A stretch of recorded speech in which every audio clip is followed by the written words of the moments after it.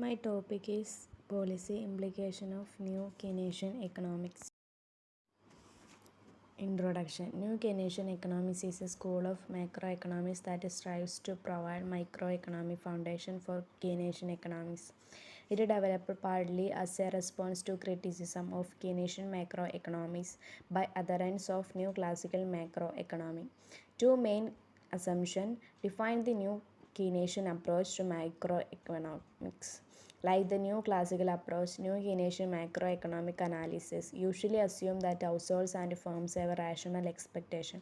However, the two schools differ in that new Keynesian analysis usually assumes a variety of market failures. In particular, new Keynesian assume that there is imperfect competition in price and wage setting to help explain why prices and wages can become sticky, which means they do not adjust instantaneously to changes in economic conditions. Wage and price stickiness and the other present description of market failures in new Keynesian model imply that the economy may fail to attain full employment.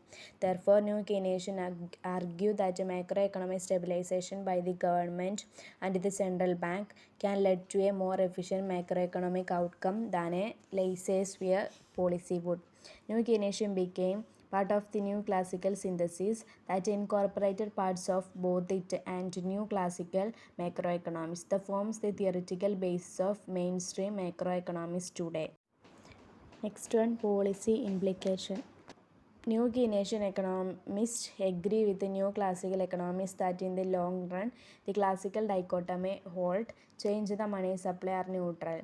However, because prices are sticky in the new Keynesian model, an increase in the money supply those increase output and lower unemployment in the short run. Furthermore, some new Keynesian models confirm the non-neutrality of money under several conditions. Nevertheless, new Keynesian economists do not advocate using expensive monetary policy for short-term gains in output and employment, as it would raise inflationary expectation and thus stop up problems for the future. Instead, they advocate using monetary policy for stabilization, that is, suddenly increasing the money supply just to produce a temporary economic boom is not recommended, as eliminating the increased inflationary expectation will be impossible without producing a recession.